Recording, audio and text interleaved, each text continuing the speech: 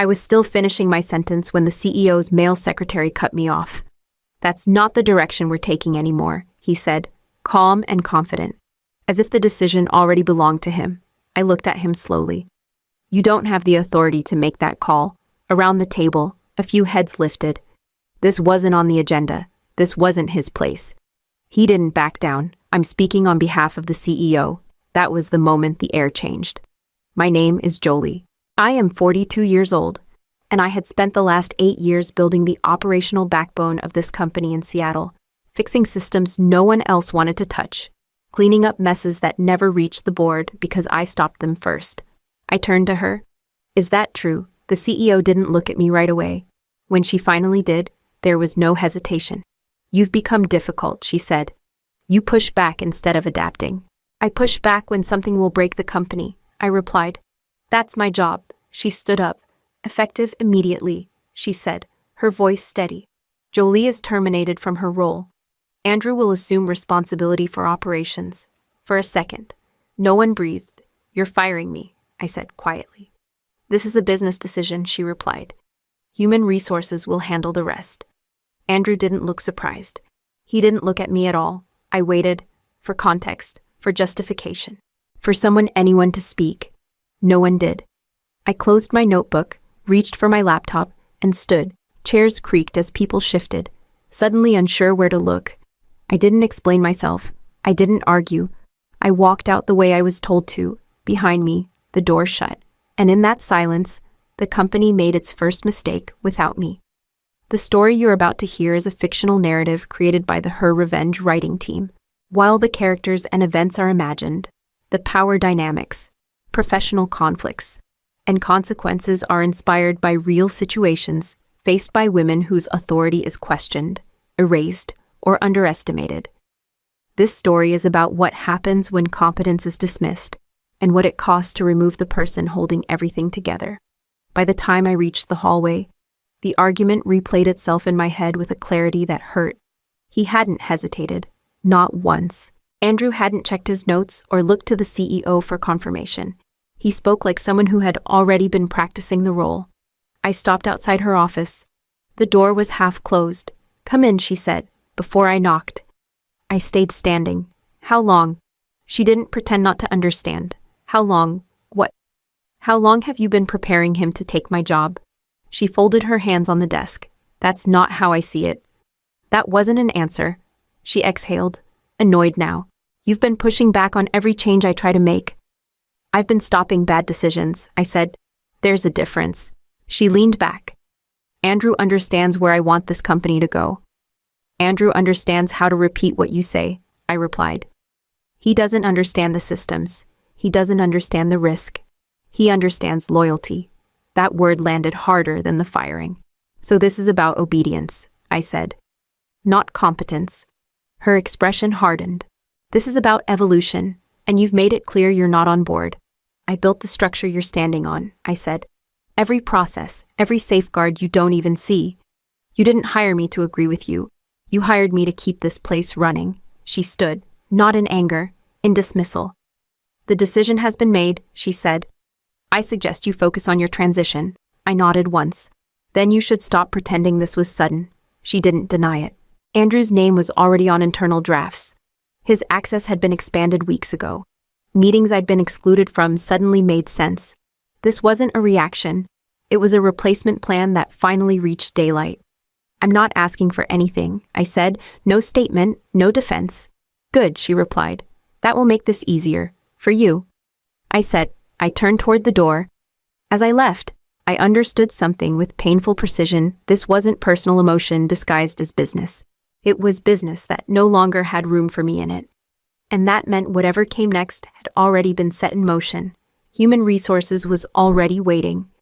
"Jolie, please have a seat," the woman said, sliding a folder across the table. Her nameplate read Karen Mills, and her voice carried the careful tone of someone trained to sound neutral in moments like this. "I'm fine standing," I said. She opened the folder anyway. "This is your exit packet, standard documents, severance terms, and a non-disclosure agreement we'll need you to sign before you leave the building." I glanced down without touching it. That agreement wasn't part of my original contract. It's company policy, she replied. Given your role, leadership felt it was appropriate. Leadership already made its decision, I said. I don't need to make this easier for them. Karen hesitated. If you don't sign, it may complicate. I'm not here to explain myself, I said, or to protect anyone else. She closed the folder slowly. At least let us issue a statement. Something internal. People are asking questions. That's not my responsibility anymore. Her eyes flicked up, searching my face for anger, panic, anything she could document. I gave her nothing. In the hallway, a few people pretended to be busy. One of them whispered my name, another started to speak, then stopped. Silence followed me the way noise usually did when something broke and no one wanted to admit it. I passed Andrew near the elevators. He opened his mouth, then thought better of it. He didn't look relieved. He looked uncertain. I reached my office and picked up my laptop. Nothing else. Not the framed photos, not the notebooks, not the emergency binders I had built for problems no one else knew existed. At the elevators, Karen caught up to me. You're really not going to say anything? I met her eyes. No. The doors closed. As the numbers changed, I felt the weight of what I was leaving, but not the collapse they expected. Silence was the only thing they hadn't planned for. And as I stepped out of the building with my laptop under my arm, I understood exactly what I was taking with me. I stepped into the lobby without slowing down. My body moved on habit, even though my thoughts hadn't caught up yet. Jolie? I stopped. The voice came from a black sedan idling near the entrance. The window lowered just enough to show a man in his late 50s. Silver hair, calm expression. He looked like someone used to being listened to. I don't believe we've met, I said. We haven't, he replied. But I know exactly who you are. I adjusted my grip on my laptop. Then you already know this isn't a good time. It's the only time, he said. My name is Daniel Mercer. The name landed. I'd seen it in reports. Private equity, long horizon investments, not the kind of people who showed up by accident. I've been evaluating your company for months, he continued. Not the brand, the mechanics. I don't work there anymore. I know, he said. I was inside the building when it happened. I didn't respond. They didn't fire an employee, Daniel said. They fired infrastructure. That got my attention. You were the system, he went on. The reason projects stayed on schedule. The reason regulatory issues never reached the board. The reason vendors stayed loyal even when margins tightened. I laughed once, short and sharp. You're very confident for someone who just watched me get escorted out. I'm confident because I watched who spoke in that meeting, he said, and who didn't. I waited. They chose the loudest voice, he added, not the one holding everything together. I'm not interested in sympathy. Good Wento, he said. I'm not offering any. He opened the door. I'm offering you a conversation. Private. Strategic. No commitments. And if I say no, then I drive away, he said. And they keep pretending they didn't just remove the one person who understood how their operation actually worked. I looked back at the building. The glass reflected nothing useful. I have 10 minutes, I said. Daniel nodded and slid over. As the door closed, I realized something unsettling and precise. This wasn't rescue. This was timing. Daniel didn't start with condolences. He opened a slim folder and set it between us. I'm going to be direct, he said. Your former company's valuation rests on processes no one there can explain without you. That's not my problem anymore, I said. It will be, he replied. For them. I stayed quiet. You designed the operational flow that keeps projects compliant across multiple states, Daniel continued. You built escalation paths that prevent delays before they surface. When vendors break deadlines, you absorb the shock before it hits clients. That's called doing my job. It's called carrying risk without credit, he said. And the man they put in your chair doesn't know how to do any of it. I shook my head. Andrew knows the language. He sat in enough meetings. He knows theory, Daniel said. He doesn't know execution. He'll ask for timelines that don't exist and approvals that violate procedure. And when things fail, he won't understand why. I thought of the safeguards I'd added quietly over the years, the workarounds, the calls I took late at night so no one else had to explain a mistake they didn't even know they'd made. They survived because I stayed. I said, yes, Daniel replied. And because you covered for them. He closed the folder. I'm not here to help you get revenge. I'm here because there's an opportunity to build something that doesn't rely on one person cleaning up after everyone else. I crossed my arms. You want me to start over. I want to fund you to build it right, he said. Proper structure, clear authority, systems that don't depend on silence. And if I say no, then they collapse slowly, he said. And you move on with a clean conscience.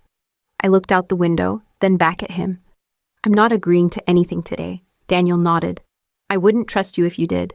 We sat there for a moment, not adversaries, not allies. Just two people acknowledging what had already been broken. The first call came 3 days later. Jolie, it's Mark, the voice said. Mark Ellis had overseen one of our largest regional partnerships for years. I hope this isn't inappropriate. It's fine, I said.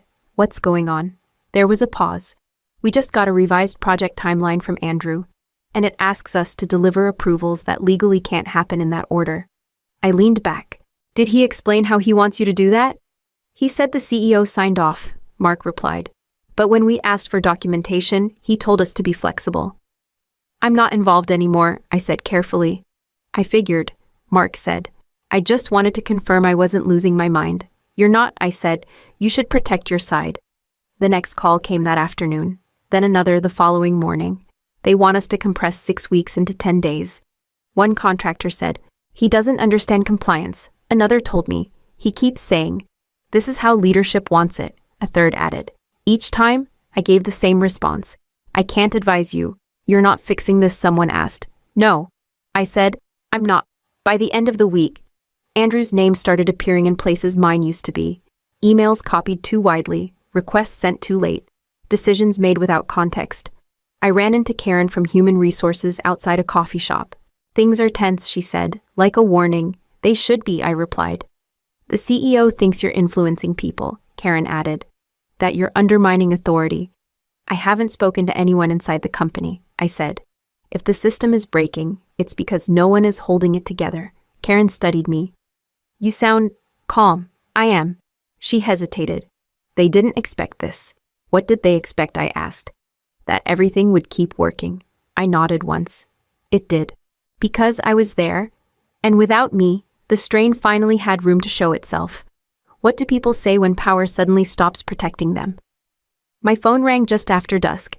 I didn't recognize the number, but I knew the voice the moment she spoke. Jolie, the CEO said. She didn't waste time. We need to talk. I'm listening, I replied. This situation, she continued. The delays, the vendors pushing back, it didn't start until after you left. That's not accurate, I said. It started when you changed how decisions were made. You've been influencing people, she snapped. They won't cooperate. I haven't called anyone, I said. I stopped protecting you. There was a silence on the line, sharp and unfamiliar. You're sabotaging us, she said. No, I replied. I stepped aside. There's a difference. Her tone shifted. Let's be practical. Come back. We'll make it right. I'm not interested. We can adjust your compensation, she said quickly. Increase it. Restore your title. Give you full authority over operations. You gave that authority away, I said. In a meeting? In front of everyone. That was a mistake. It was a decision. She exhaled, slow and controlled. The board is nervous. They want stability. Then they should have kept the person who provided it. Her voice dropped. You're enjoying this. I'm building something else, I said. What's happening to you isn't my project. You can't just walk away from this, she said. I already did. Another pause. Longer this time. If you don't return, she said, we'll have to explore other options. You should, I replied. Because I'm not one of them. She hung up without another word. I set the phone down and didn't feel the rush she expected. No triumph. No relief. Just a quiet certainty that the path she'd chosen no longer included me. And that whatever came next would move without my consent or my cover. What happens when incompetence finally leaves a paper trail? I heard about the audit from Mark before it reached the press. They brought in external compliance, he said. Full scope. That escalated quickly, I replied. It didn't, he said. It piled up. Missed deadlines. Contradictory instructions. Approvals logged without authority. Requests that violated state and federal sequencing rules. The kind of errors that never mattered before because someone had always intercepted them. That someone had been me. 2 days later, Karen from Human Resources called. Her voice was different, now measured, cautious. They're reviewing communications, she said. Meeting records, access logs. And I asked. And Andrew authorized changes he wasn't cleared for, she said repeatedly. I said nothing. The audit team asked who normally handled escalation, she added. Your name came up, but only in historical context, meaning they didn't find a single instance where you caused or concealed a violation. The next update came from Daniel. The board has questions, he said. Not about you. About her, I replied. Yes, he said. They approved decisions without verification, delegated authority without oversight, signed off on changes they didn't understand. What happens now, I asked. The investigation becomes internal, he said. And then public. By the end of the week, the company issued a statement about leadership review. No names yet, just language, controlled, careful. Andrew stopped responding to emails altogether. The CEO didn't call me again. When the report was finalized, my name appeared exactly once in a section outlining prior operational stability. No accusations, no implications, just a record of how things had functioned before they didn't. Karen sent a final message, no greeting. They can't find anyone to blame except themselves. I closed my laptop and let the silence settle. For the first time since that meeting, the story was no longer about who had spoken the loudest. It was about who had signed their name to the wrong decisions and left the evidence behind. Can a company survive after removing the person who made it work? The board's decision didn't come with drama. It came with a memo. Daniel forwarded it to me without commentary. I read it once, then again. The CEO had been removed effective immediately, her authority revoked pending final review. The language was precise, unemotional, no mention of betrayal, no mention of loyalty, just governance failure. Andrew's name appeared in the appendix, unauthorized approvals. The report stated, repeated delegation beyond scope. It listed dates, directives, and signatures. The industry noticed. Recruiters stopped calling him. Vendors stopped responding. By the end of the week, he was gone without a farewell message. Daniel and I met the following Monday. The board asked if you wanted to return. He said, I don't, I replied. He nodded. Then we moved forward. We finalized the partnership that afternoon. Clean terms, clear authority. A structure that didn't depend on one person absorbing risk in silence. I chose the name myself and signed the documents without hesitation. Clients followed quietly, not because I asked, but because they recognized stability when they saw it. One by one, they transferred projects. Their lawyers spoke to ours. Everything documented. Everything proper. Karen from Human Resources sent a short message. They're saying now that they should have listened to you. They did, I replied. They just didn't believe me. The former CEO tried to schedule a meeting through an intermediary. I declined. There was nothing left to explain. Weeks later, I walked past the old building on my way to meet a contractor. The lights were still on. The logo hadn't changed, but the rhythm was gone. They hadn't fired me. They had removed the person who made their decisions survivable, and then asked why nothing worked anymore. Real accountability doesn't arrive with applause. It arrives quietly, after the doors have already closed. I saw her once more, 2 weeks after the board vote. She waited in a small conference room I now used for client briefings, her posture rigid, hands folded like she was bracing for impact. Thank you for seeing me, she said. I didn't invite you, I replied, sitting across from her, but you have 5 minutes, she nodded. I misjudged you. That happened a while ago. I thought replacing you would simplify things, she continued. I thought systems were interchangeable. They aren't, I said. People pretend they are because it's easier than admitting dependence. Her voice lowered. Andrew followed my direction. You gave him authority without understanding the cost, I replied. That part was yours. She looked down. I should have listened. You did listen, I said. You just chose the voice that agreed with you. Silence stretched between us. She broke it first. The board asked if you'd consider returning, she said. Not as you were, with more control. I shook my head. You didn't fire me. You removed the system that kept you alive. She flinched, but didn't argue. I'm not here to reclaim anything, I added. I'm here to move forward. She stood slowly. I hope you understand. None of this was personal. It always is. I said, when people decide who matters. After she left, Daniel stepped into the room. We're ready to finalize the next phase. Good, I said. Let's hire the right people. We signed the expansion papers that afternoon. New teams, clear authority, no silent fixes, no invisible labor. The work spoke for itself. Before I shut down my laptop, I wrote one sentence on a blank page and saved it where I could see it every day. The lesson I learned is simple when you are the one holding everything together. Never let anyone convince you that you are replaceable. Walk away with your value intact and build where it is respected.